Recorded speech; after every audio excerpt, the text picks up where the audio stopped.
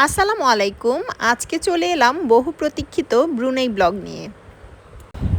তো আমরা bag tag গুছিয়ে চলে এলাম এয়ারপোর্টে। এয়ারপোর্টের ফর্মালিটিস শেষ করে আমরা এখন এয়ারক্রাফটে যেহেতু ব্রুনেইয়ের ডিরেক্ট কোনো ফ্লাইট নেই, তো আমরা কুয়ালালামপুর হয়ে তারপরে যাব। সো আমরা এখন কুয়ালালামপুর এয়ারপোর্টে, এখান থেকে এয়ার এশিয়ার একটি ফ্লাইটে করে আমরা চলে যাব ব্রুনেই।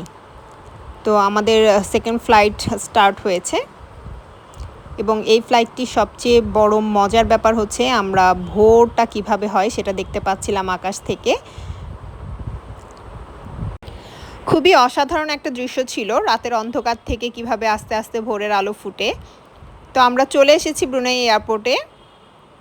ব্রুনেই এয়ারপোর্টে আমরা কিছু ফর্মালিটিস শেষ করে আমাদের আগে থেকে রেন্ট করে রাখা গাড়িটি আমাদের এয়ারপোর্টে ওয়েট করছিল, তো সেটি নিয়ে আমরা বেরিয়ে পড়েছি। বলে রাখা ভালো, ব্রুনেই একটু কস্টলি, সো আমাদের এই গাড়ির জন্য প্রতিদিন প্রায় অ্যারাউন্ড 5000 করে দিতে হয়েছিল। মানে আমাদের টোটাল 5 দিনের ট্যুরে আমাদের অ্যারাউন্ড 25,000 শুধু গাড়ির পেছনেই দিতে হয়েছিল। পথে একটি লোকাল রেস্টুরেন্ট দেখে আমরা দুপুরের খাবার সেরে নিলাম। এখানে আমরা তাদের ট্রেডিশনাল যে খাবার নাসি কাতক, রাইস উইথ ফ্রাইড চিকেন, সেটা খাবো। ব্রুনেই কুজিনে চাইনিজ, মালয় এবং ইন্ডিয়ান কুজিনের সংমিশ্রণ দেখা যায়। খাওয়া দাওয়া শেষ করে আমরা চলে এলাম তুতং ডিস্ট্রিক্টে। তুতং ডিস্ট্রিক্টের একটি গ্রাম এটি, এবং এখানকার সবচেয়ে মজার ব্যাপার হচ্ছে, ব্রুনেইয়ের সবচেয়ে মজার ব্যাপার হচ্ছে প্রত্যেকটা বাড়িতে প্রচুর পরিমাণে গাড়ি দেখা যায়। এখন আমরা চলে যাচ্ছি ব্রুনেইয়ের সবচেয়ে বড় ন্যাচারাল লেক দেখার জন্য, যেটি তুতং ডিস্ট্রিক্টেই অবস্থিত। এই যে এটি হচ্ছে ব্রুনেইয়ের সবচেয়ে বড় ন্যাচারাল লেক, যার নাম হচ্ছে তাসেক মেরিম্বান। তো লেক দেখা শেষ করে এখন আমরা চলে যাচ্ছি হচ্ছে সি বিচে। কাছাকাছি একটি বিচ ছিল, সো আমরা সেই বিচটিতে চলে গেলাম। এবং মজার ব্যাপার হচ্ছে এখানে কোনো মানুষ নেই এবং পুরা বিচটাই প্রায় ফাঁকা ছিল। শুধুমাত্র কিছু কয়েকজন লোক একসাথে করে একটা বারবিকিউর আয়োজন করেছিল, এতটুকুই। এর বাইরে আর কোনো লোক এখানে ছিল না। আর এখানে যে দোকানগুলো দেখতে পাচ্ছেন, আই থিঙ্ক এগুলো সন্ধ্যার পরে ওপেন হয়। সো এখন পুরো বিচটাই ফাঁকা এবং এখানে হচ্ছে প্রচুর আম গাছ এবং নিচে প্রচুর আম পড়ে আছে, কেউ সেই আমগুলো তুলে নিচ্ছে না। বিচে কিছুক্ষণ সময় থেকে আমরা ফিরে যাচ্ছিলাম এবং যাওয়ার পথে আমাদের চোখে পড়লো ম্যানগ্রোভ ফরেস্ট, যেটি বনীয় বনাঞ্চলের একটি অংশ। এবং বনীয় বনাঞ্চল সম্পর্কে বলে রাখা ভালো, এই বনাঞ্চলটি হচ্ছে পৃথিবীর 3rd লার্জেস্ট বনাঞ্চল, যেটি ব্রুনেই, মালয়েশিয়া এবং ইন্দোনেশিয়ার মধ্যে অবস্থিত। তো এখানে হচ্ছে রাস্তার এক পাশে সাগর এবং অন্য পাশে নদী এবং ম্যানগ্রোভ ফরেস্ট। দৃশ্যটা আসলে অসাধারণ ছিল, যেটি ক্যামেরায় আসলে সেভাবে ধারণ করা সম্ভব হয়নি। তো আমরা আবার এখন ফিরে যাচ্ছি। এখন আমাদের গন্তব্য হচ্ছে আমাদের হোটেল। আমরা হোটেলে চলে যাব।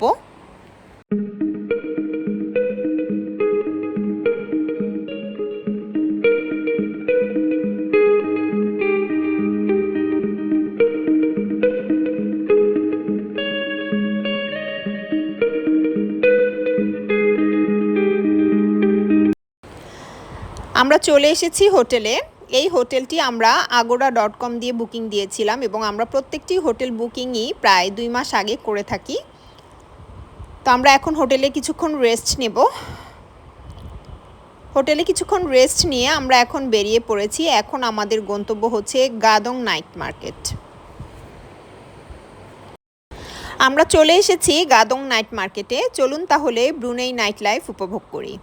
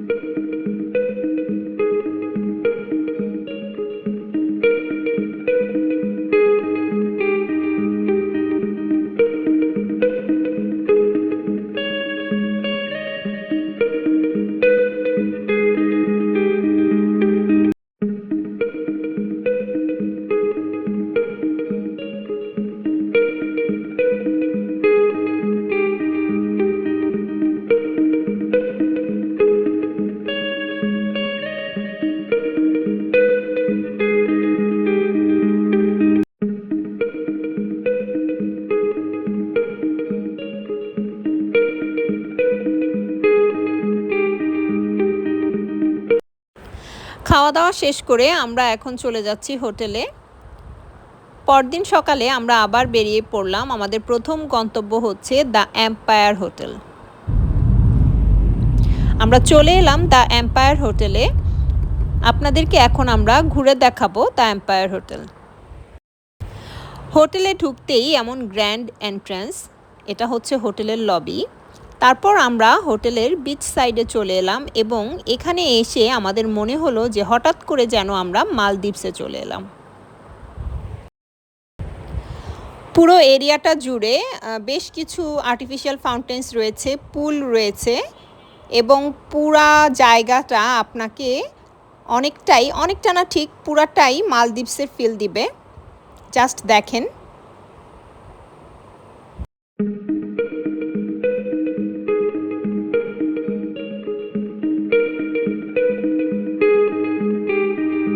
ব্রুনেইয়ের বেশিরভাগ বিচের পানি ঘোলা, কক্সবাজারের পানির মতো, কিন্তু এই বিচটার পানি মালদ্বীপসের মতো নীল। অসাধারণ একটি জায়গা, মাস্ট রেকমেন্ডেড প্লেস।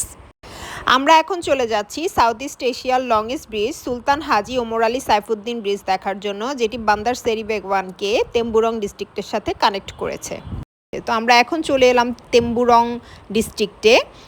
এখানে এসে আমরা একটা লোকাল রেস্টুরেন্টে সকালের খাবার খেয়ে নিলাম। তো আজকের খাবারে আমাদের ছিল মালাই কুজিনের পাশাপাশি ইন্ডিয়ান খাবারও, যার মধ্যে ছিল পরোটা এবং মুরগির মাংস। এটা হচ্ছে এই অঞ্চলের চা, যেটাকে তারা টি তারিখ বলে। তো খাওয়া দাওয়া শেষ করে এখন আমরা চলে যাচ্ছি উলু তেম্বুরং ন্যাশনাল পার্ক। আমরা চলে এসেছি উলু তেম্বুরং ন্যাশনাল পার্ক। আমরা চারপাশটা একটু ঘুরে ফিরে দেখলাম, তবে কেউ চাইলে ফুল ডে ট্যুর বা হাফ ডে ট্যুর নিতে পারে, যেখানে কায়াকিং এবং ট্রেকিং ইনক্লুডেড থাকবে। যেহেতু আমাদের হাতে সময় বেশি ছিল না, সো আমরা তেমন কোনো ট্যুর নিলাম না। আমরা এখন চলে যাচ্ছি বুকিত পাতই রিক্রিয়েশনাল রেইন ফরেস্ট। আমরা চলে এসেছি, এখন আমরা বুকিত পাতই ট্রেকিং করব। তো আমরা ট্রেকিং স্টার্ট করলাম।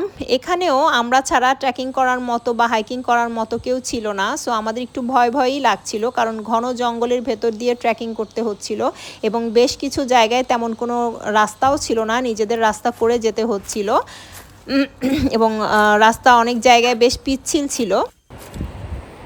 যাই হোক, অবশেষে আমরা বুকিত পাতইয়ের চূড়ায় উঠতে সক্ষম হলাম।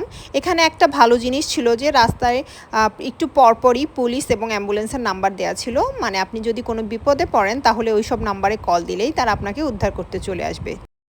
চূড়ায় উঠে সব ভয় এবং কষ্ট ভুলে গেলাম, বোনাস হিসেবে পেলাম রংধনু। তো এখন আমরা আবার সেই পিচ্ছিল পথ বেয়ে নিচে নেমে যাচ্ছি। আমরা প্রায় চলে এসেছি নিচে। এই যে এতটুকু পথ আমরা উপরে উঠেছি এবং নিচে নেমেছি, এখানে কেউই ছিল না, আমরা তিনজনই একা ছিলাম এবং নিচেও এখানে এসে কাউকেই পেলাম না। এখানে একটা রেস্টুরেন্ট আছে, এই রেস্টুরেন্টের নাম হচ্ছে ডি পাতই। এই রেস্টুরেন্টেও তেমন কেউ ছিল না। আমরা নিচে নামতে নামতে প্রায় সন্ধ্যা হয়ে গিয়েছিল।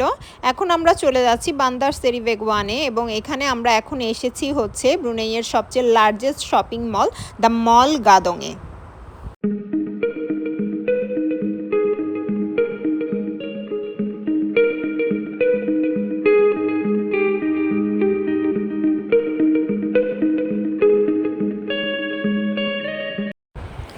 রাতের খাওয়া দাওয়া শেষে এখন আমরা চলে যাচ্ছি হোটেলে।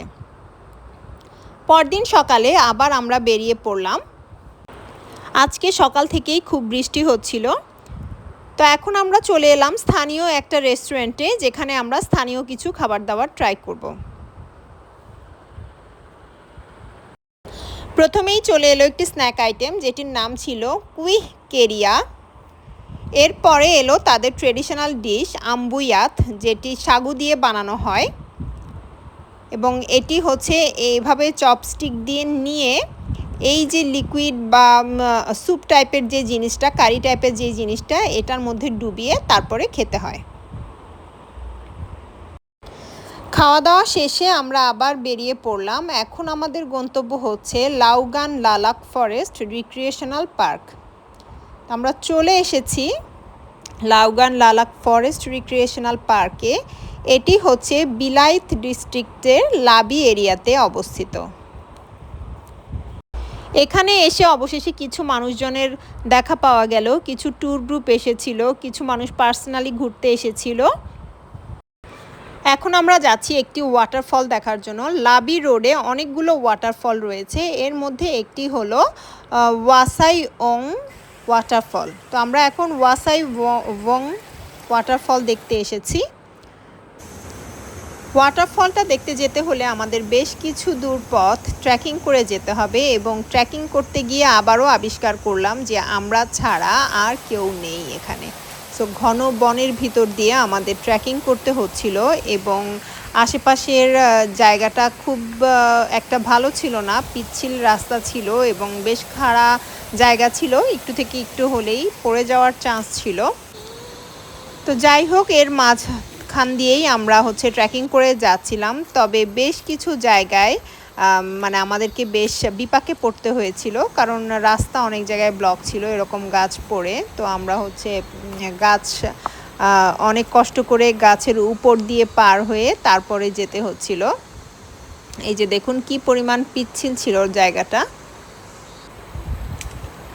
এবং এই পাশে ছোট ঝিরির মতো ছিল, এবং ঝিরির পাশ দিয়ে রাস্তা ছিল। তো আমরা প্রায় কাছাকাছি চলে এসেছি, ওই যে দেখা যাচ্ছে আমাদের সেই বহু প্রতীক্ষিত ঝর্ণা। তো ঝর্ণার কাছে কিছুক্ষণ সময় কাটিয়ে আমরা আবার ফেরার পথ ধরলাম, এবং সেই একই রাস্তা দিয়েই আমাদেরকে ফিরে আসতে হলো। এখন আমরা চলে যাচ্ছি তেরাজা লং হাউস দেখার জন্য। এই লং হাউসগুলো মূলত ইবান কমিউনিটির বাসস্থান। ইবানরা বর্ণীয় অঞ্চলের ট্রাইবাল গ্রুপ। এই লং হাউসগুলোর বৈশিষ্ট্য হচ্ছে এখানে একসাথে অনেক ফ্যামিলি মেম্বার্স থাকে। উইকেন্ডে 125 থেকে 160 জন লোক এই বাড়িগুলোতে থাকে, এবং যারা উইকডেজে কাজের জন্য বিভিন্ন এরিয়ায় চলে যায়। আর এই লং হাউসগুলো কাঠ, বাঁশ এবং পাল্ম লিভ দিয়ে বানানো হয়। এই লং হাউসগুলো দেখতে হলে যেতে হবে বিলাইত ডিস্ট্রিক্টের লাবি এরিয়ার তেরাজা গ্রামে। এখন আমরা চলে যাচ্ছি কুয়ালা বিলাইতে। এখানে প্রথমেই আমরা যাব কুয়ালা বিলাইত বিচে। বিচের পাশেই এরকম একটা পার্ক ছিল, তো পার্কটা পার হয়ে বিচে যেতে হয়। আমরা চলে এলাম কুয়ালা বিলাইত বিচে।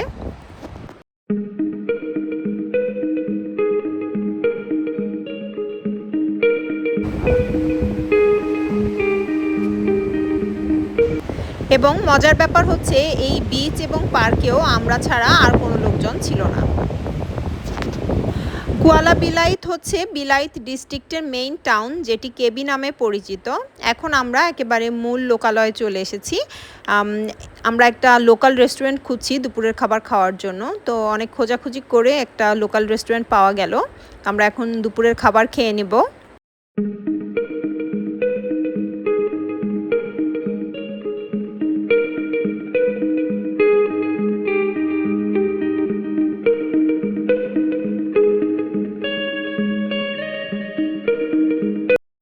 এখন আমরা চলে যাচ্ছি বিলিয়ন্থ ব্যারেল মনুমেন্ট, যেটি oil and gas Discovery centre. আমরা সবাই জানি ব্রুনেই তেল সমৃদ্ধ দেশ, এবং আমরা এখন যেই জায়গাটিতে আছি এই জায়গাটি থেকে প্রচুর পরিমাণে তেল উত্তোলন করা হয়েছে, এবং এখনও করা হচ্ছে। তবে এখন কিছুটা দূরে সাগরের তলদেশ থেকে প্রচুর পরিমাণে তেল উত্তোলন করা হচ্ছে।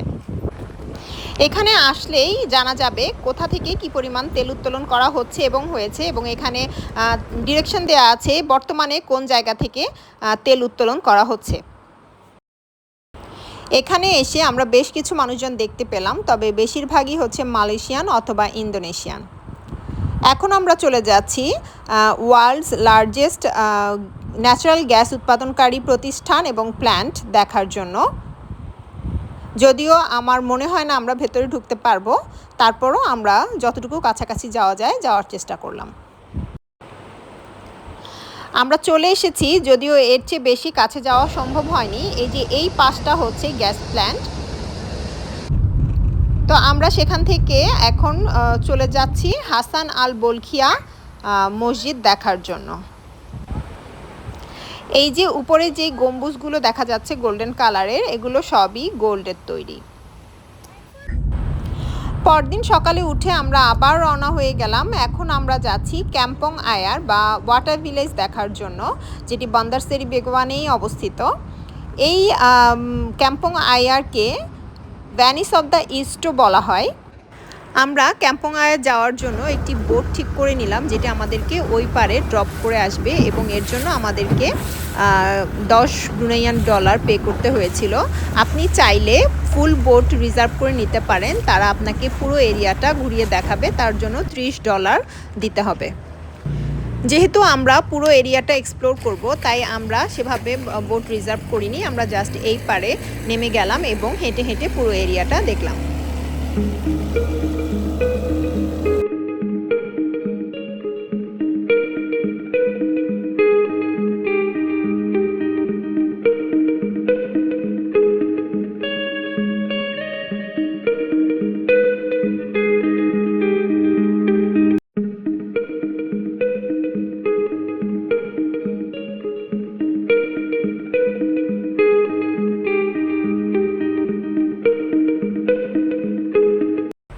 আমাদের ঘোরাফেরা শেষ, এখন আমরা চলে যাব।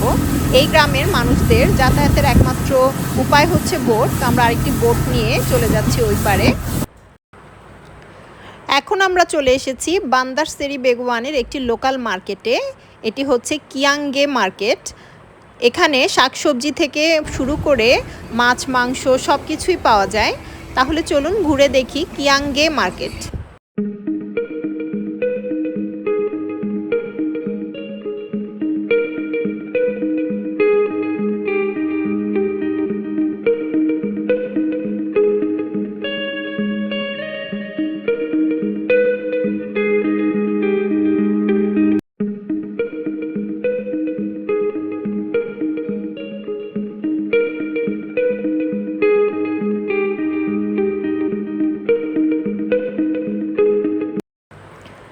এখন আমরা চলে যাচ্ছি ম্যানগ্রোভ ফরেস্ট দেখার জন্য। এটি হচ্ছে ম্যানগ্রোভ ফরেস্টের একটি পার্ট। আমরা ভেতরে যেতে পারিনি, কারণ হচ্ছে এটা বোটে করে যেতে হয় এবং আমাদের হাতে ওরকম সময় ছিল না যে আমরা এখন বোটে করে যাব। সো আমরা এরপর চলে এলাম একটি লোকাল রেস্টুরেন্টে আমাদের আজকের ব্রেকফাস্ট করার জন্য। ব্রেকফাস্টে ছিল পরোটা, মুরগির মাংস এবং লোকাল কিছু স্ন্যাক। এই রিং শেপড স্ন্যাকটার নাম ছিল কুইহ চিনচিন। এখন আমরা চলে যাচ্ছি ইস্তানা দারুল ইমান মানে সুলতানের প্যালেসে।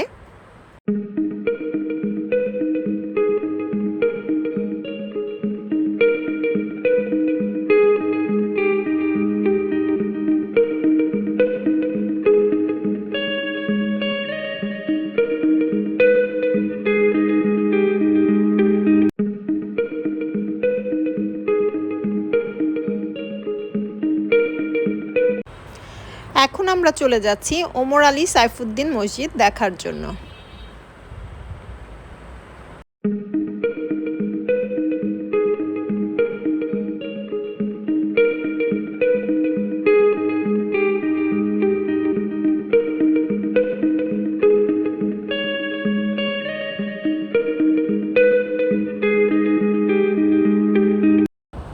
এরপর চলে গিয়েছিলাম রয়্যাল রিগালিয়া মিউজিয়ামে। এই নীল বিল্ডিংটি হচ্ছে ব্রুনেইয়ের পার্লামেন্ট হাউস দিওয়ান মজলিস। এখন আমরা চলে যাচ্ছি এয়ারপোর্টে, এখন আমাদের ফেরার পালা। কিছু গুরুত্বপূর্ণ কথা জেনে রাখা ভালো, যে কোনো ইন্টারন্যাশনাল ট্রাভেলেরই এয়ার টিকিট 2 মাস আগে করলে প্রাইস সবচেয়ে কমে পাওয়া যায়। আমরা ব্রুনেইয়ের টিকিটও প্রায় 2 মাস আগে করেছিলাম এবং আমাদের 3 জনের টিকিটের প্রাইস পড়েছিল 1,25,000 টাকার মতো। এবং ব্রুনেইতে কোনো পাবলিক ট্রান্সপোর্ট নেই, সো প্রাইভেট ট্রান্সপোর্টই একমাত্র ভরসা। ব্রুনেই সম্পর্কে একটি মজার তথ্য হচ্ছে এখানকার পপুলেশন হচ্ছে প্রায় 4.5 লাখ এবং এখানে প্রাইভেট ট্রান্সপোর্ট আছে প্রায় 3.5 লাখ। আরেকটা জিনিস বলে রাখা ভালো, ব্রুনেই যেহেতু এক্সপেন্সিভ কান্ট্রি, সো এই কান্ট্রিটি মালয়েশিয়ার সাথে ট্রিপ প্ল্যান করলে সবচেয়ে ভালো। আলাদা ট্রিপ প্ল্যান করতে গেলে কস্ট একটু বেশি পড়ে। সো এই ছিল আমাদের ব্রুনেই ট্রিপ। সবাই ভালো থাকবেন, সুস্থ থাকবেন। আল্লাহ হাফেজ।